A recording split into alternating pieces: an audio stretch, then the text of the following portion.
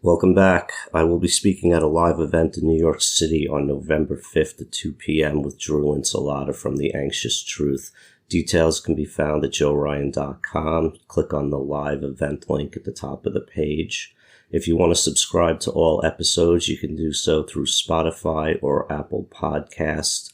If you are interested in coaching, working through your family systems, your false self, trying to get to live a more authentic life, you can go to joeryan.com/coaching. You can also find me on Instagram at joeryan, and for all of my social links, joeryan.com/links. Here we go.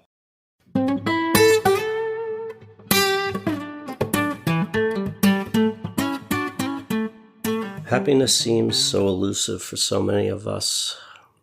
A lot of it is not wanting to be caught off guard. When we're happy and joyful and in the moment, we're not prepared. And preparation for what's coming became such a huge part of our lives. We're always on guard for being hurt, abused, beat, humiliated, that there's really no place for happiness and joy when you're on guard. See, I feel I'm only as happy with the amount of loss I feel I can handle. When you are in the moment, you don't feel prepared, and when you don't trust yourself to protect yourself, we're always in preparation for protection. We're always on guard. We're always protecting ourselves. We're always fearful, scanning the room. It always takes me a while to get comfortable in new situations, whether it's moving to a new place, a new restaurant, bar, social event, dinner party. I usually get comfortable by the time I'm ready to leave, and then I don't want to go. There's a lot of scanning the room for safety. And that occupies way too much of us. You know, I remember being younger and having a good time and living in the moment, and then it was over. There was only a certain amount of happiness and joy. You're only allowed to be as joyful and happy as the people around you let you when you're younger. And if joy wasn't abundant in your house, it's hard to experience joy going forward. I mean, think about the biggest losses in your life that come unexpected. And the older we get, the more it happens. Where I don't want that unexpected loss anymore. It is too difficult to adjust to it. So I spend a lot of my time preparing for loss that may never come. It's a waste of time and a waste of energy. But it's deprogramming your responses. It's deprogramming your modeling. If I'm joyful and happy and present in the moment, at some point I get fearful. That's a real shitty way to live. Being happy in a world where there seems to be very little joy and happiness is uncomfortable. People look at you weird. Why is this dude so happy? He must be stoned. We don't put a lot of value on joy and happiness. We've put a lot of value in things that we were told will make us happy and joyful, like money and success. And I had it, and I wasn't happy.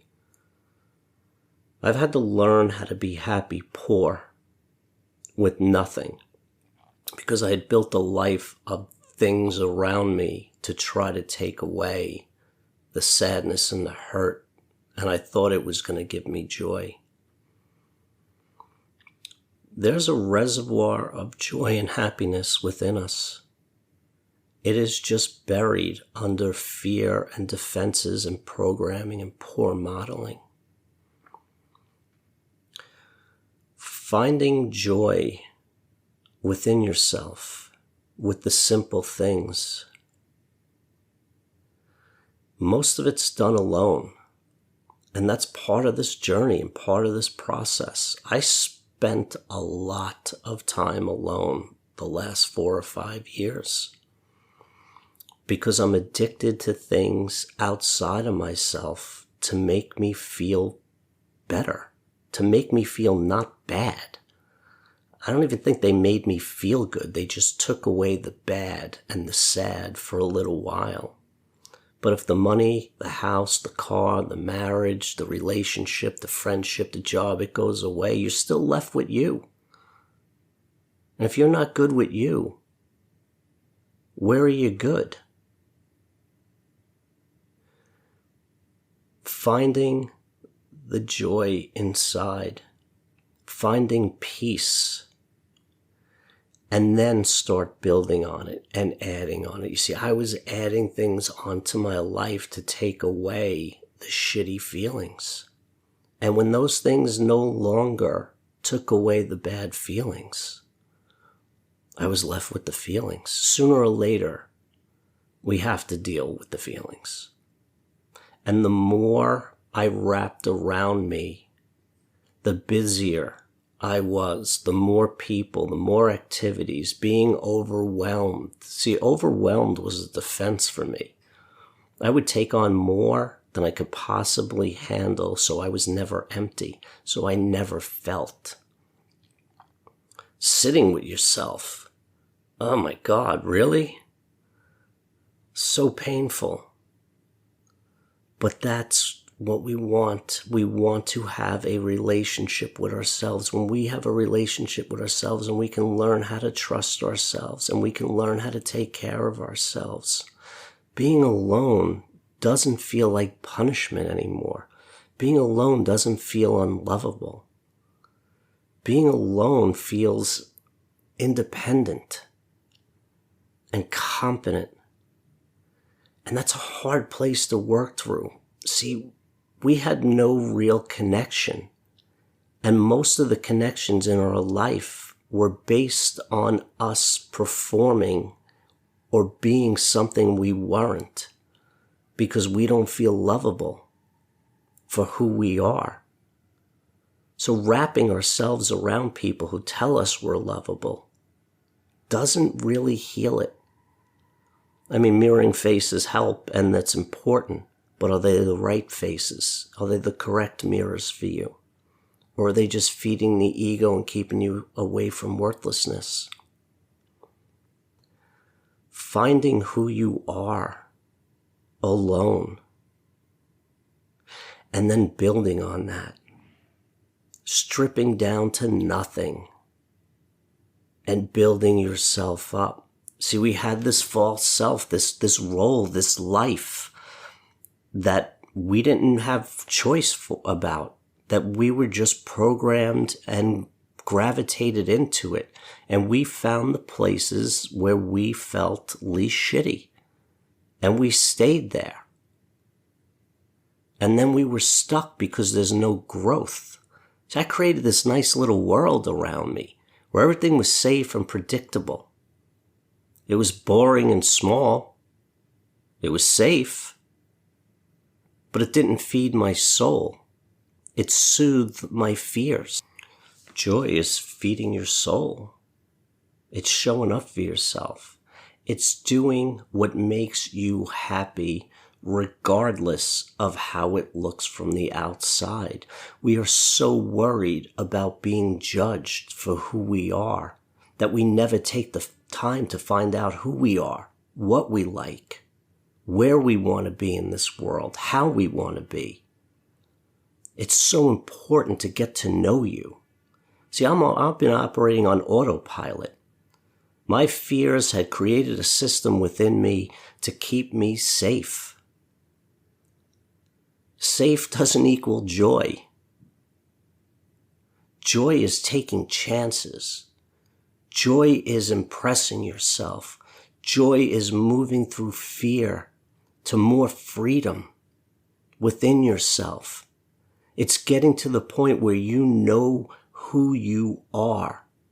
why you have certain reactions, why you avoid certain situations, and getting in there and undoing that tangled emotional mess of layers of protection. It is learning to get out in the world, not having to protect yourself 24 hours a day because you've learned who you are. You learn how to trust yourself in certain situations. You learn how to say no. You learn how to stand up for yourself.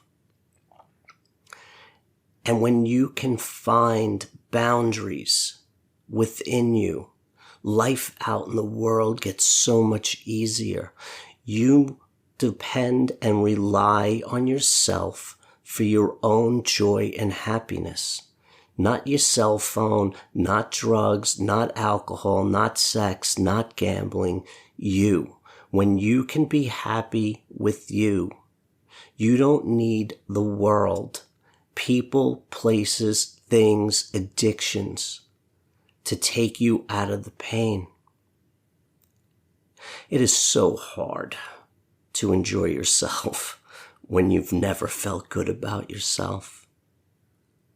Get out there and start trying new things. Take that cooking class. Join that team.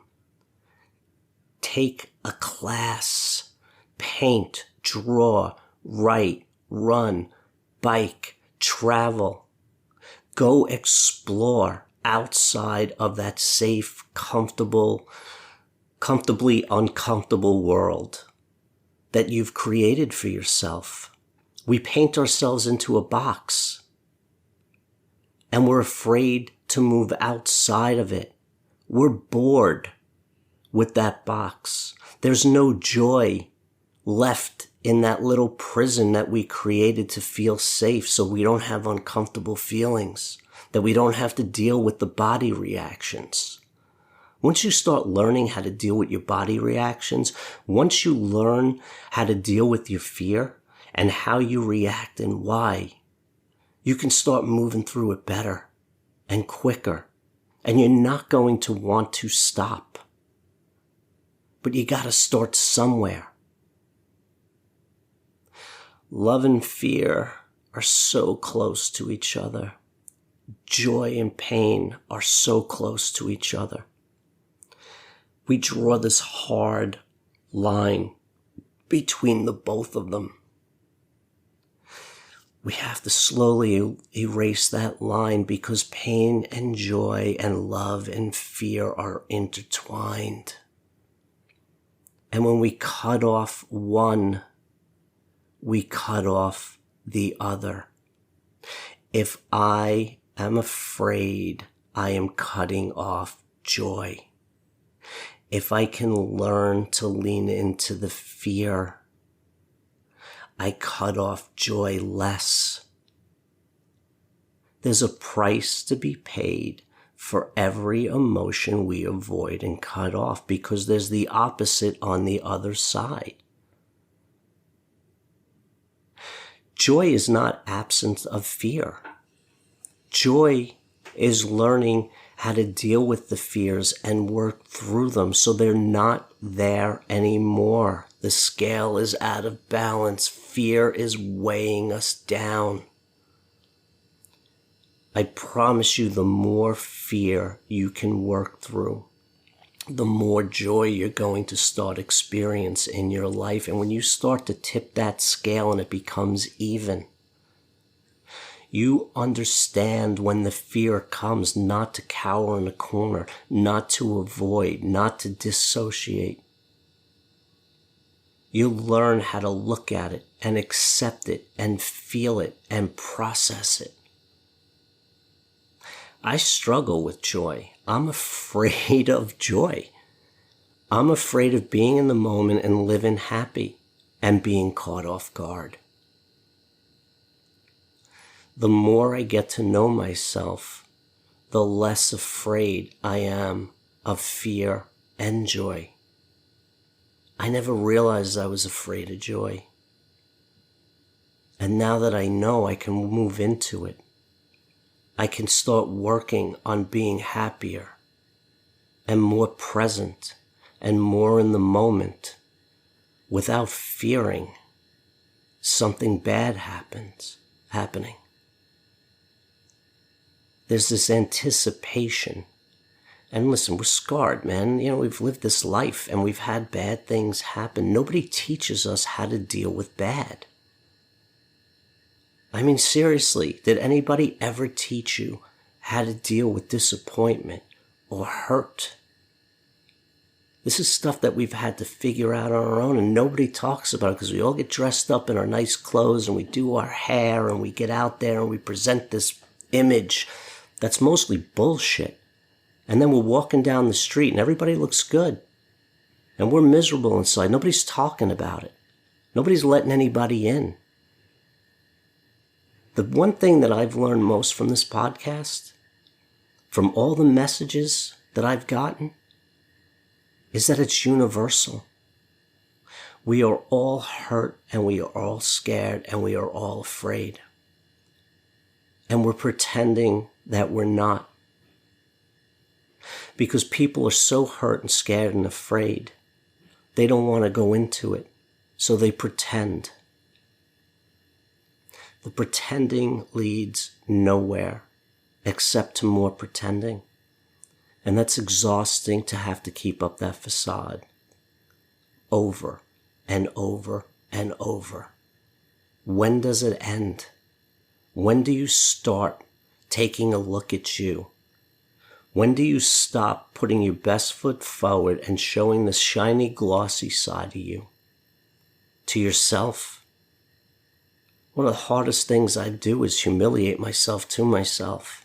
And that's painful. It's painful to see the things that I'm not good at. It's painful for the things that I'm not competent with. Because I've gravitated so far to the other side where it's like, look how good I am. Look how shiny. Look how nice. Look how this. Look at that. Like I put so much fucking energy in portraying an image that was bullshit and not real, that I've spent the last 5 years pulling that down to nothing. That I had to be okay with nothing. I had to see where I was inadequate, where I wasn't good enough. And I had to start living there. I had to start living in the shit that I kept covering up. I don't want to do that. Nobody wants to. I could not pretend anymore. Learning how not to pretend and to see yourself for who you really are is so difficult because we don't feel good about us. That's why we portray an image, to cover up what we don't feel good about. But if you want to stop portraying an image that isn't real and stop living a life that isn't authentic, you have to go into those places. You have to go into your worthlessness, your sadness, your helplessness. All of those places that you're inadequate or you feel inadequate. And the biggest surprise that I got out of all of this is that when I start moving into that, I think people are going to hate me for it, not love me for it. It wasn't as big of a deal as I thought. When I started to let people into my life, I mean really let them in, on that level of just shit inside of me. And this is why I'm not good enough, and this is why I'm stuck, and this is why I can't move forward, and this is why I'm afraid. They never looked down on me for it. They tried to lift me up. They tried to pull me out of it. They tried to show me a different perspective. And those people are rare. But when you're not being real and genuine, you're not going to find the right people. You're not going to connect. You're only going to connect with people on the level that you're living. So if you're living this false bullshit self, you're going to find people who are living on the same level. When you start getting real and start living on that deeper, darker level, you're going to find other people gravitating towards you and you gravitating towards them. And there's so much growth. You see, all the things that I think that I'm not lovable for, when I let people in and they look at me and go, buddy, you're being ridiculous. That's not that big of a deal. Well, it's a big deal to me. because I can't see it any other way.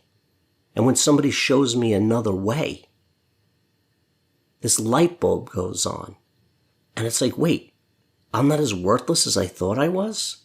You're still answering the phone when I call with my bullshit problems? And you're helping me through them? And you don't think less of me?